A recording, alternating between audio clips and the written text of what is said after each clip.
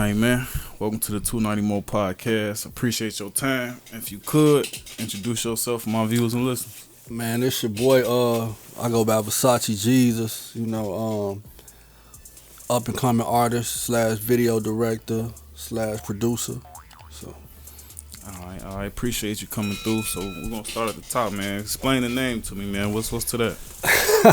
it's like I was just like I didn't change my name a few times. I call myself rebranding, to get into some shit I really like. So I think the name came from like Biggie. Like I felt like man, I'm the Biggie of Chicago when it comes to the lyrics and shit. Cause like if you think about it, Biggie always rapped about Versace and kept the Jesus piece and shit. So I just put two and two together.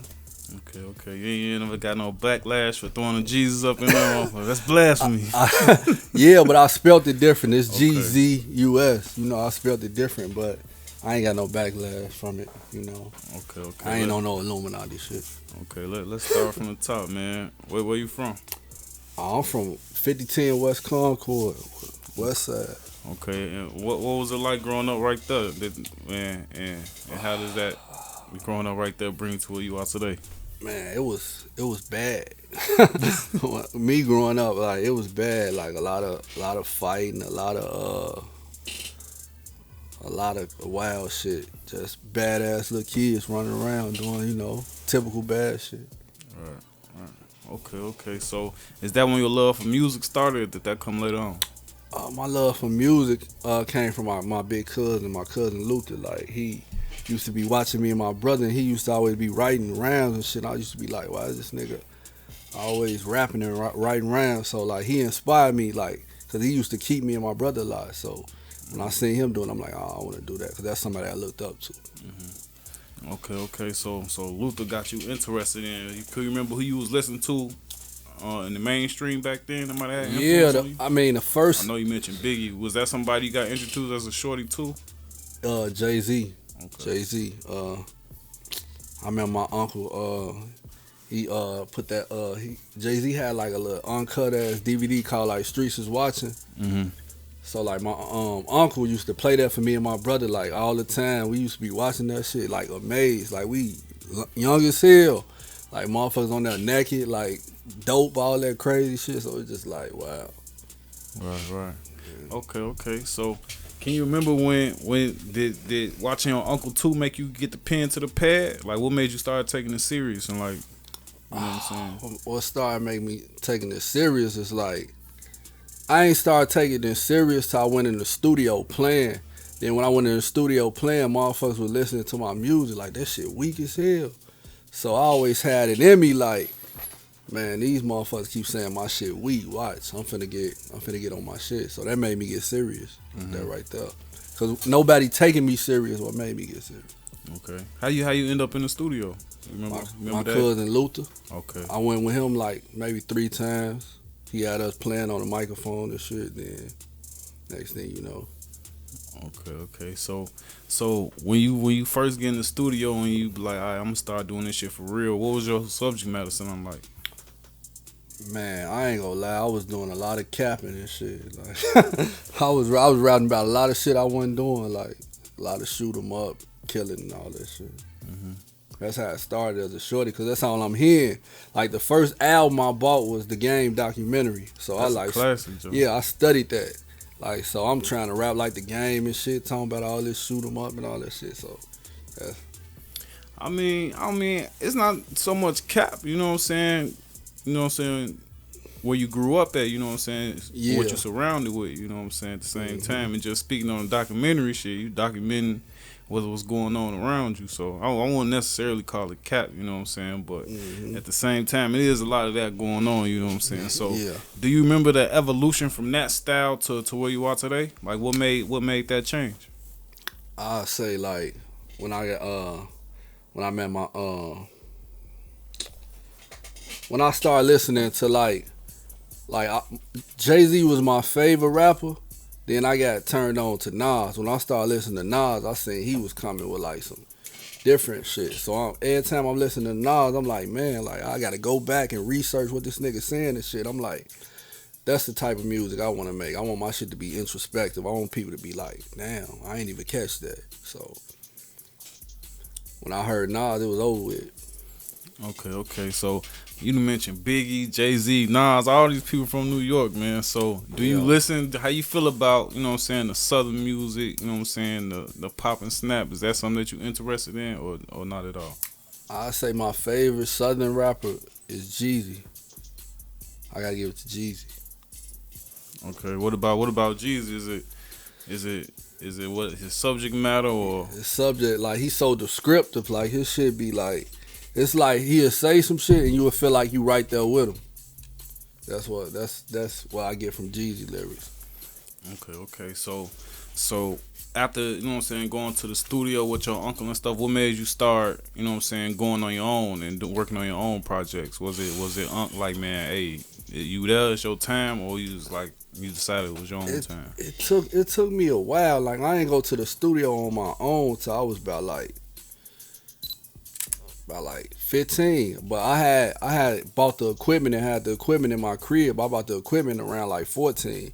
And we was recording in the house. That shit sounded terrible, but we was making it do what it do. Start somewhere. Yeah, so it went from the house. I ain't get to the studio to probably like 16, 17. Okay. So what was you doing with this house music? Was you uploading on SoundCloud? Was you just passing around to the guys? What was you doing with the house music? I was letting the guys hear it and shit, but you know, they weren't really fucking with it. Okay. So what about your immediate circle? Was they, you know what I'm saying, was the Unc give you the seal of approval then, or nah? It's just like prove yourself. One of the guys I grew up with, my homie Nas. Like, he used to be telling me like, man, you know, that shit needs some work. You need some work. So when I got around people that was keeping it real, like telling me like my shit need work, then, you know, I started gravitating more towards them people opposed to the ones that was like, man, yeah, that shit decent. But, you know, I already knew. I was kind of iffy about my music. I'm like, this shit don't sound good to me. So what was, and that's a good thing to have when you have your own, you know what I'm saying, say it not sound good. So when you realize that, what specifically things did you change? Was it punchlines, ad-libbing? What was it? Was it the wordplay? I think it was the quality. That shit sounded so horrible. Like, it was the quality, because I had like a Radio Shack mic, I think. Okay. A Radio Shack mic. I ain't had a real shit. Okay. And how did you get the knowledge to even, you know what I'm saying, set up, you know what I'm saying, even that little home setup? Was it? Man, I was hungry. I was hungry for that shit. Like, I used to be on YouTube. Like, I know YouTube was around at the time. I used to be trying to research and figure that shit out. Like, I had like the little low budget program. I think it was Magic at the time. I don't even think Pro Tools was even out. So I was using that. Okay. So now you pretty much up and running, you know what I'm saying? You found your lane, you found your style, you know what I'm saying? So what was next in your development process? Man, it's just like my development process is like my step pops, like he used to give me insight on my lyrics. He'll listen to my lyrics like, you need to like strengthen your vocabulary, because he said my vocab skills went all the way there. Like, my shit was a little elementary, so I took that advice from him. And, you know, I was watching my favorite rapper, Nas, a documentary one day, and Nas said, yeah, you know, my vocabulary got to where it's at because I used to just study the dictionary, read that shit every day. So when I seen Nas say it, I'm like, I'm finna do the same shit. So I did that. Then it just elevated my shit, my wordplay to a whole nother level. I was gonna ask you how you developed. So it was really literally reading a dictionary. Did you start studying that motherfucker front to back, A to Z? Yep. You know what I'm saying? Studying that motherfucker front to back. Man, that's crazy, man. That's definitely, you know what I'm saying. That's definitely hunger right there. You know what I'm saying? Yeah. All right, man. So how did you go about promoting yourself once you started taking it serious? How did you go about that? Doing open mics, just all the open mics I can find, just signing up for them. Then I just do as many open mics as I could. Mm-hmm. What about finding the music? You know what I'm saying? Is you talking about YouTube and beats? Did you have a producer? Oh yeah. Well, I had a producer, like my homie. His name was Markel. I went to high school with him. He used to make all my beats, but it got to a point where he was just like, man, I'm tired of giving you all the good shit. Because he rap too. Like, I'm giving you all my best shit. So he like, man, I'm going to just show you how to make the shit on your own. So he sat there with me and just showed me everything. And I was just like, man, that was probably the best thing a motherfucker ever did for me. And you started making your own beats from there? Yeah. Okay. How was that? Was it a lot of trial and error too, or you pretty much hit the ground running? It was trial and error because it's like, I didn't know how to play instruments.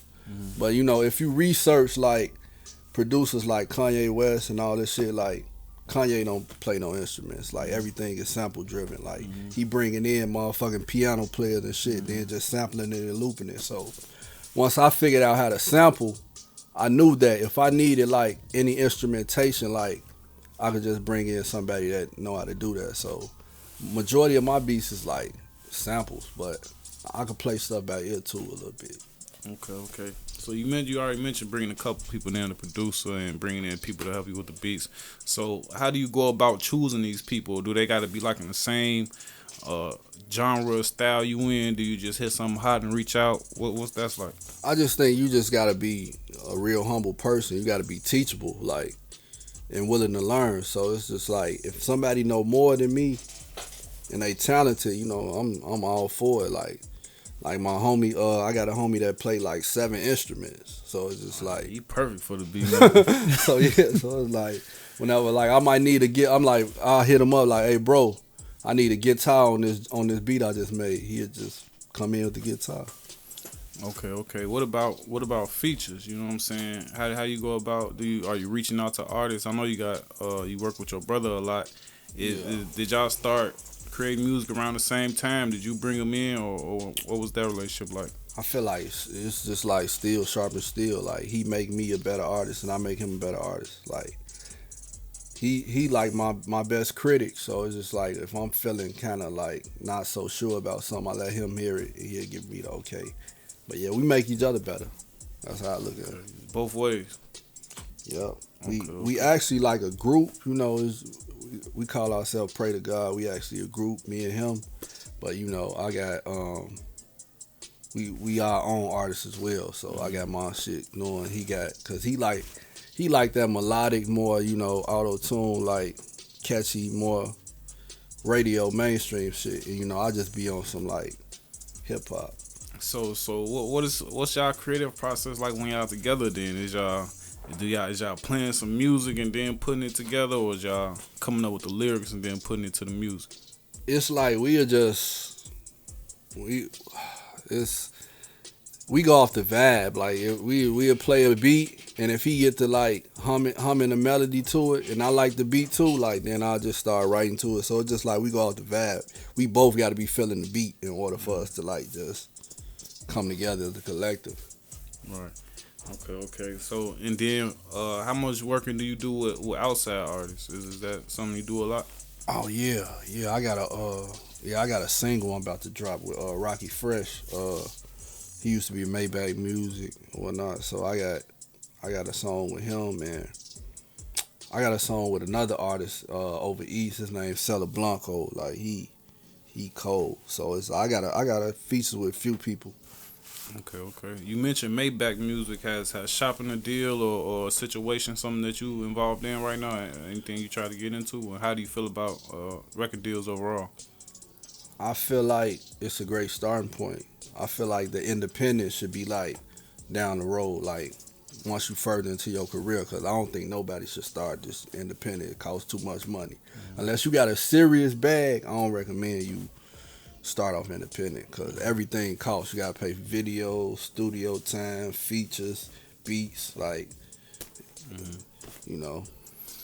All right, so you pretty much got your aspect, you know what I'm saying, your hand in a couple pots of the music game, you know what I'm saying. We talked about you in the production of the videos and stuff. So with all that, what would be your favorite part of the creation process? It's just like, my favorite part is like, I love making music. I love being in the studio, you know, and I love making beats. So it's just like, it's like a marriage. It's like I can't have one without the other. So if I make a dope beat, it's only right that I record to it immediately. So that's usually how it be. Oh yeah. Okay. Yeah. So now that you mentioned that, talk to me about your creative process. Do you make a beat and then instantly start writing to it, or Yeah, it's just like with a notebook full of raps already? What's that like? it's just like I be trying so hard not to lose the inspiration. Like soon as I make a beat, I try to instantly get on it. Like I need to record to this like tomorrow, or I'll just forget about it. It'll just be sitting on the computer. Oh yeah. So Yeah. I try to get Let me to have it. Try to get to it. I got you. I try to get to it quick as I can. Yeah. Yeah, quick as I can. Okay. So you mentioned you did a few open mics. You know what I'm saying? Any shows? Yeah, I got a show coming up this Sunday. I think it's in Indiana. I had to look at the flyer. I don't know the exact date, but it's gonna Is be. it at Joe's? Yeah, Yeah. See, you know better than me. Yeah, it's at Joe's. Yep. Okay. No, Joe's they've been doing their thing for the culture. I can't even flaws, you know what I'm saying? Yeah. They provide a stage for a lot of artists, you know what I'm saying? And a lot of people I work with, they hold a lot of events though, you know what I'm saying? Oh yeah, that's dope. So it'll be dope for you to get out there and get your content out. So is performing something that you comfortable with? You gotta get ready for it. Is you in the bathroom and them mom spaghetti? What's performing like? Man, I feel like I'm seasoned. Like I've been doing this shit since 13. So it's like another day in the office. That's how I look at it. Like this shit ain't nothing. Okay. So do you pay attention? Is one of your goals to work the crowd? Is you not really paying attention? Just is focused on what you got going on? It's all about What's it like when showmanship. I feel like wherever I'm performing, I gotta put on a show. Whether it's theatrics, whether it's a band, live band, they gotta be. I want you to feel that experience. That's what I want. Anytime I perform, I want to provide an experience for my fans and my supporters. Okay. So that's the goal. So you making music, you making beats, and you shoot videos. How did you start shooting videos? Man, I started shooting videos like, cause okay, I'm gonna say like this, like 2014, like I had a homie, his name Patrick, like he was shooting videos for a lot of big rappers. He was my homie, but he was charging me $1,000 a video. Damn. I'm like this nigga, this nigga getting paid. So I'm like, I can't keep spending this much money. So I shot like 5 videos with him like within like 2 months. So I'm steady giving this nigga thousands. I'm like, this shit seemed like a waste. So I'm like, I gotta learn this shit myself. So Right. every time he shoot a video, I'm using it as to my advantage. Right. I'm asking questions like, what this do? How you do this? How you do this? So once he guided me through all that, you know, I just said one day, you know what? I'm gonna buy me a camera. Then I end up buying me a camera, my first camera. Then I went on YouTube trying to learn how to use the editing software, Adobe Premiere. I figured out how to use the software. Once I figured out how to edit, it was just like, it was a wrap. What's your favorite part about creating music videos? Is the editing? Is it the being out on the scene? Is it creating a story through the scenes? What's your favorite part about directing? It's like a lot of artists I work with be one-dimensional, and it be like they don't be having a storyline in their video. They just want a bunch of niggas in front, you know, guns and all that shit. So, you know, I be trying to do out of the box shit like stories. So, me, my favorite part about it would be coming up with the concept. The concept, the treatment. Okay. Is that something that they take well to and be like, man, you know what I'm saying? I don't think there's too many guys, you know, I don't want no blicks pointed at me, you know what I'm saying? Nah, it's not. It's just like, I ain't gonna lie, being a video director in Chicago is extremely hard. It's hard. Cause it's like, it's crazy though, cause we got so many scenes and so many different things, you know what I'm saying, to work with. You know I say it's hard cause the artists want to be the director. They don't want you to direct the video. They want to control everything. Like, no, I want to do this. I want to do this. And it's just like, I get you on creative control in regards to your video, but it's just like, if you gonna be the director, what am I here for? That's how I feel like.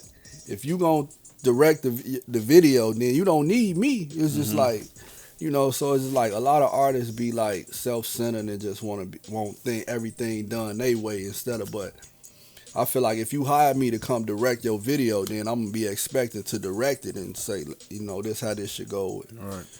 So. That's a lot of artists, especially in Chicago. I don't think they really understand the concept of having a director. They be thinking they getting a cameraman. Yeah, you know what I'm saying? yeah. Just a point and shoot. Exactly. Them at the house party. You know what I'm saying?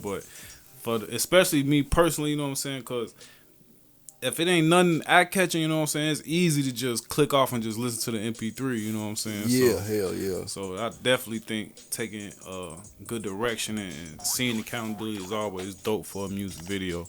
So I know this probably a difficult question to ask. Have you ever shot your own music videos, like for yourself? All of them. Yeah. All the new ones. I'm going to say all the new ones. Okay. And if you don't mind me asking, how does that work? You know what I'm saying? Is it you tripod and hanging it from stuff? Like, well, to be honest, you just direct it and have somebody do the camera work for you. It's like, to be honest, you know, my previous videos, like, it'll be something like somebody I'm cool with. I had them like I guide them from like behind the camera, like, hey, make sure it's facing this way, hold this is all you got to do. So it's like I'm directing, but when I want to film myself, I just get somebody I'm cool with to do it for me and just walk them through it.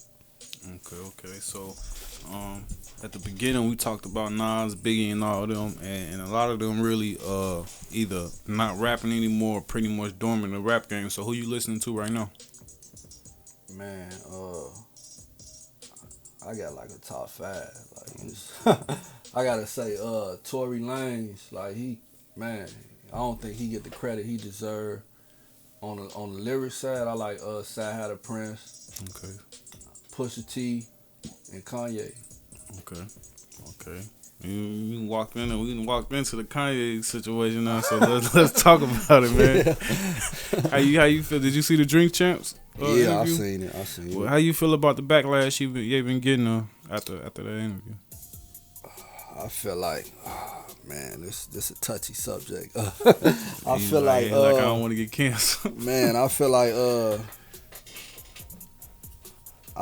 Kanye is very outspoken, you know, but he's not mindful of the fact that, you know, we living in a world where it's like real sensitive. Like, a lot of things rub people the wrong way, and it's just like when you be mindful of that, you be more conscious of what you say. And I don't think he does that. He probably just be like, oh, I'm gonna say what I feel regardless of what people how people feel. So I mean, I don't agree with everything he say, but he do be touching on a few valid points. What's some things you don't agree with, if you don't mind me asking? Like, he made a statement. He made a statement on like he got banned for like the anti-Semitic, the Jewish stuff. So he made a comment saying all Jews run the entire industry. They the ones cut the checks and all that. And I just thought that was a little bit exaggerated. Nah. Okay. I mean, yeah, I felt him. I think his delivery could have been better, but he did say a lot of real shit. You know what I'm saying? Yeah. Like, it's kind of hard to be anti-Semitic because black people are Jew. You know what I'm saying? So that's some deep shit. But yeah, I think with Ye thing, I think he fed up. You know what I'm saying? Oh yeah. I think he fed up, man. Yeah, that's one thing I can relate to him on. Like, he always preaching ownership, and I feel like that should be essential. Like, everybody should like acquire ownership. He always talking about. I think he fed up with these corporations like Adidas, Nike. They stealing his designs and all this. So it's just like, I think he just at a frustrated point. Yeah, and then the thing I would say about Kanye, man, I don't think he put on for the city like he should have, man. I feel like everybody on good music should have been Chicago artists. I feel like ain't no way. I feel like Keith, Dirk, even though it's a different style, I feel like they should have been through the good music pipeline. You know what I'm saying? First of all, so how do you feel about artists, you know what I'm saying, making it big and just disappearing? I feel like even like, for instance, like Michael Jackson, you know what I'm saying? He from Gary, Indiana. Yeah. And he could have rebuilt the whole Gary as rich as he was, you know what I'm saying? So yeah, I just feel like, you know, you just gotta remain humble. You gotta maintain your humility. Some people get fame and, you know, think they're a whole nother person. So, you know, that fame is a drug.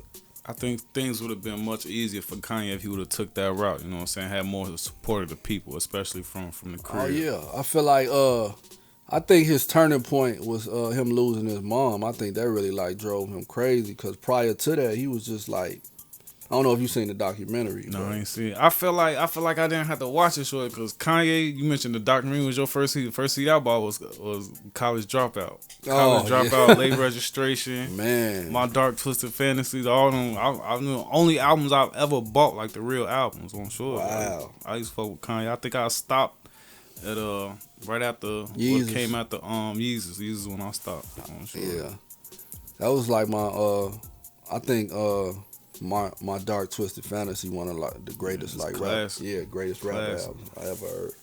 Yeah, and then 808s and Heart, motherfuckers don't know about that 808s and Heart. Yeah, I feel like that changed the game. I feel like that opened the doors for like the auto tune and all that. Cause wasn't nobody doing auto tune. Well, T-Pain was the only like relevant person. So all right. Okay. So let's just talk about the present day. Where your music stand right now? What's the, you mentioned the show at Joe's, but as of right now, you working on a project? You dropping singles? What's your career standing at as of now? Man, I'm really trying to like hone in on my craft as far as the like videos. Like I want to take my videos to like a whole nother level. I'm talking about for me though, but I wanna do big things for other artists too, but my main focus is like filming myself and making it look like bigger than life. So as far as that, you know, I'm working real hard on getting big budget videos for myself. But as far as the music goes, like me and my brother, we got a project we about to drop. It's called Thou Art They Self. That should be coming in a couple weeks, and I got my own project I'm working on, fully produced by me. Okay. So how do you go about promoting these projects? Like what's your rollout plan? How do you get it out to the masses? It's just like well, I usually start off with the singles and the videos first, you know. So it's just like I feel like once the single catch ears, once the song catch ears, then if it get a good enough response, then that's when I decide when I'm gonna release the project. So you know, so I gotta sing. I got a big song coming out within like 2 weeks. Okay. So you do like the distro kid and all that shit too? Yep. Okay. Distro kid. I got TuneCore. Okay. Yeah, I work with a lot of artists, you know what I'm saying? I mentioned that and they be like, they ain't never heard of it. I'm like, sure, you tweaking. Man, that's how you get your money. Yeah, for sure. Alright, so and you also mentioned you don't see no problem with, you know what I'm saying, using a record deal as a launching point. Stepping stone, Yeah, so is that, do you shop yourself? Do you send music to these different places, or do you just it's put like it out? it's like, to be honest, I feel like I got a lot more work to put in. I don't feel like I'm even at that point where I need record labels knocking on my door. And I feel like I got a whole lot of work to put in. I got a good support system, but I'm trying to like build it, make it more bigger than what it is. But you know, because when I get a record deal, I need like 6 million or something like that, like 6 to 10 million. I need it got to be something that's worth it. It can't be no. Nah. Okay. Is that gonna change your work habits? If that was to come, is you gonna stop making your own beats and shooting your own videos, or you gonna still try to? Nah, I'm gonna control the budget. Like if somebody signed me right now, I got my own studio, I got my own videos, I got my own beats. This is like all you got to pay for is promotion, pretty much. Right. Yeah. I'm gonna control the budget, so I'm telling whoever try to sign me, that's just how it's gonna go. Okay. All that money going toward promotion, ads, billboards, and all this. Right. So you got the studio, the camera, the beats. Is signing artists something that you do or that you interested in? Oh yeah, I got my label. It's called To Never Dream. That's my label, To Never Dream Records. So I'm looking to sign a female artist. Mm-hmm. Like I want to sign like a female artist that's hip hop like artist, R&B artist. What type of? Diverse. I want to sound like a female Drake, like sing, rap, like I kind of got an idea who I want to sign, but I ain't there yet. I still got to build me. Then you know, I'm put something on the table. I mean that might be your stepping stone too, though. You know what I'm saying? So put something on the table. But it's this one artist I want to sign. You know, she cold. She cold. Okay. So When it's all said and done, man, when you feel like you've achieved what you wanted to achieve out this rap game, what that's gonna look like? Man, what I want to achieve, I just wanna make music that's gonna be around forever, like timeless music. Legacy. Yeah. So I wanna provide something for people that could get them through their day or whatever they're going through. So I want my music to be like a healing method as well. So it's just like, man. Okay, do you keep your beats to yourself too? Because one thing I noticed about producers or people that make beats, they always like, I made this beat for DMX. I made this beat for. Is that something that you do? No, it's just like it really be majority of the beats I be making be for me, but you know I got artists that I got relationships with, and you know, and they hit me like, man, you know, I need beats. I just send it. Like if I'm cool with you, like I don't be tripping off like a tab or whatever. Like how much you want for this? I don't be tripping off that because it's like I can make another one. I make like probably in one night I probably make like 6 beats. So it's like, what if that beat what if that motherfucker make $100 million song off that bitch? Man, that's why I said if I fuck with you and we got a relationship, it's just like, bro, I ain't trying to get over on my people. I want to see everybody win. So it's like, man, you know, I don't, you know, you gotta eat too. You know what I'm saying? Yeah, for sure. But it's just like this something my cousin instilled in me. He told me like every time I might play a song for my cousin. I'll be like, this is the best shit I made. Be like, so what? Make another one. Right, of course. That's what motherfucker tell me all the time. Make another one. So it's just like if I give you my best beat, then I'm limiting myself. Like I can't make another one of those. No, I'm gonna make like 10 more. So it's just like that shit ain't nothing. Okay. What's I got a couple more questions for you before I get you out of here. With you being Chicago native, being from Chicago, what's your views on the drill scene? Man, I feel like that's a good question, by the way. I feel like I don't want to sound harsh, you know, but I feel like it's, you know, it's putting a lot of like a dark cloud over the city, like a lot of negativity. Like it's just like too much. I feel like it's a bad influence, you know. That's just my. It is. It is. You know what I'm saying? Especially if you're involved with it, because a lot of people, you know what I'm saying, look at it as entertainment. You know what I'm saying? Especially the way it touched New York and the UK and all that stuff. Not knowing that a lot of the stuff that these artists are talking about is factual and what's actually going on in the streets. You know what I'm saying? And somebody say this on that track and somebody else say this, not somebody, you know what I'm saying, at a funeral, you know what I'm saying? So I don't think too many people understand that, you know what I'm saying? They don't understand how powerful words are, you know what I'm saying? Yeah. Even mocking the dead and all that shit, you know what I'm saying? Like that shit definitely got out of hand, you know what I'm saying? Oh yeah, that's ridiculous, like, you know, but with me being a video director, you know, I started off shooting all them type of videos and it's just like, I got to a point where it's like, come on, man, this shit, this ain't no creativity in this shit. Everybody doing the same thing. All right. So, that's what I said. With me dabbling with the videos, like I got PTSD from shots being off around me, from losing homies and stuff. So I don't even want nobody point no gun at me. You know what I'm saying? Yeah. I done told motherfuckers no guns. You know what I'm saying? Yeah. Just because of that simple facts like that. So is it any like restrictions to things you do? Is that something you ever put on a video or on a song or something like? Man, I didn't. Nah, but I need to, because it's just like, you know, I feel like you gotta have these talk with the artist before the video even take place, because like I done showed up to a video shoot. I feel like I was in the motherfucking army or something. A bunch of choppers everywhere. I'm like, damn, what if the motherfucking feds busting this bitch? Everybody, you know? Yeah. So it's like, it's over with.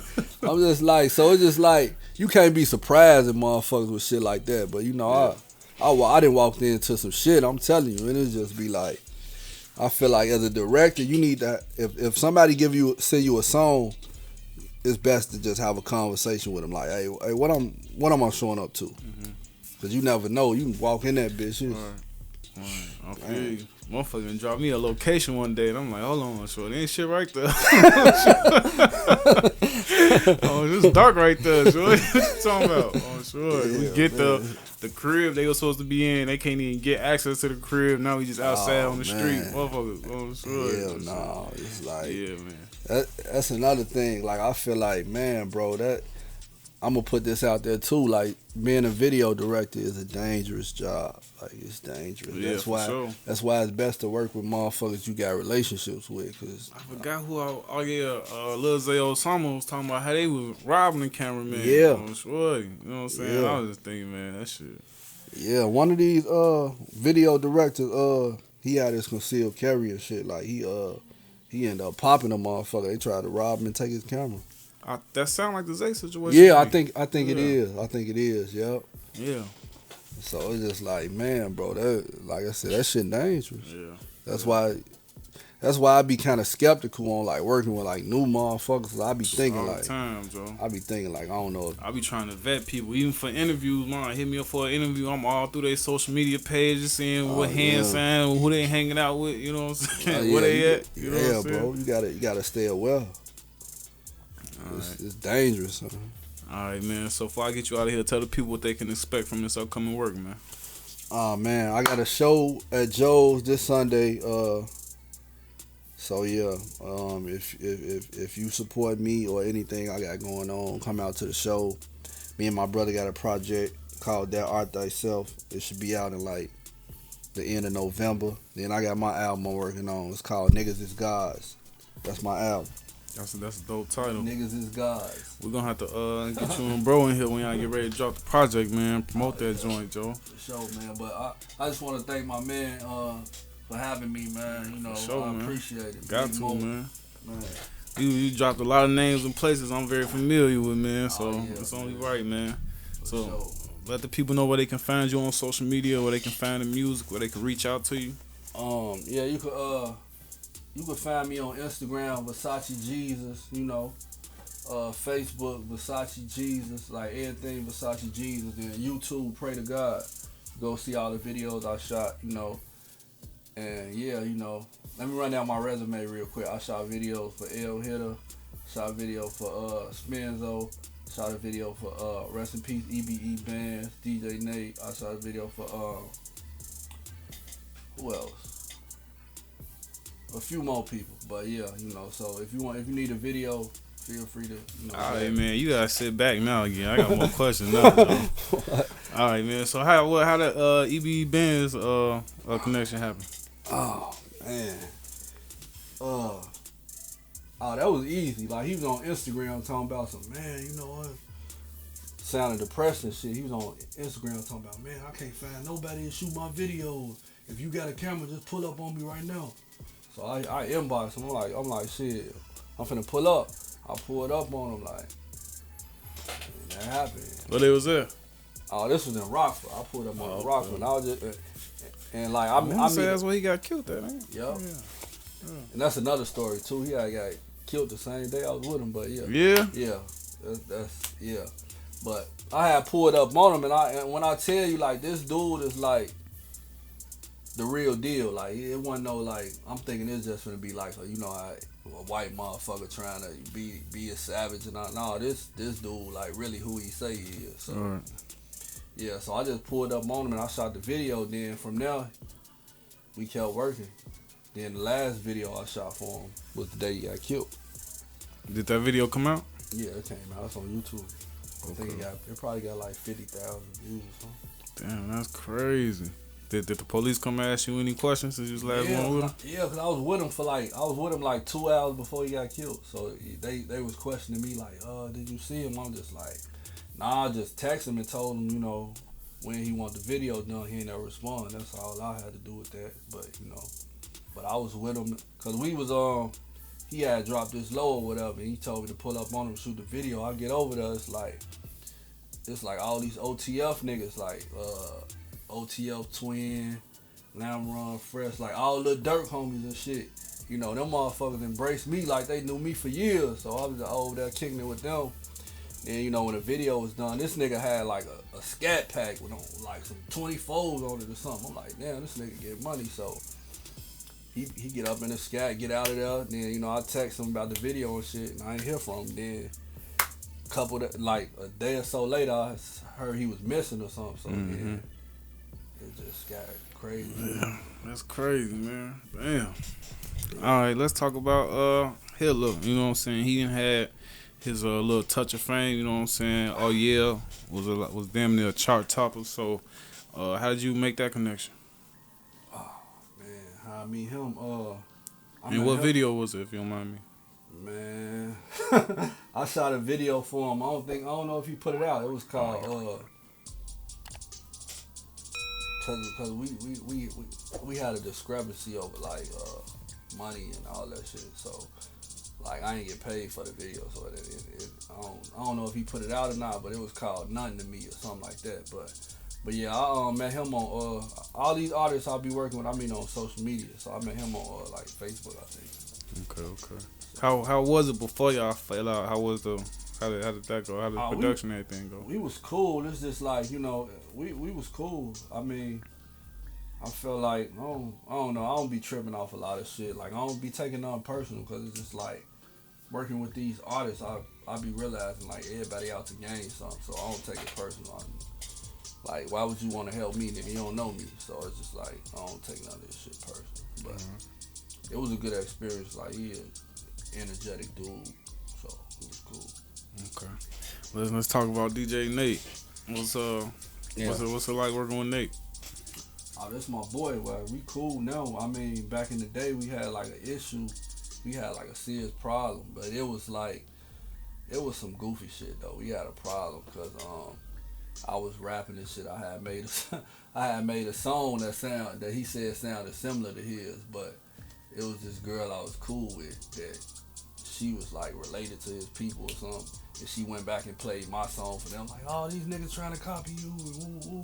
So it was an issue from there, but you know, I never even met the dudes to have an issue with him. So when I finally met him, it was just like, man, you know, he was explaining everything to me like, you know, that shit ain't nothing. You know, we ended up working together. I shot 3 videos for him. Mm-hmm. I shot Rose Petals, Whipped Cream, and what was the other video? I forgot, but I shot like 3 videos for him. And we got a good working relationship. We cool. Okay. Yeah, you definitely had to drop your resume, man. You been out here working, man. Oh, yeah, for sure, man. Get at me. You need a video Go Vids and Films. All right, man. I'm going to go ahead and let you get up out of here, man. Appreciate your time. Enjoy the rest of your day.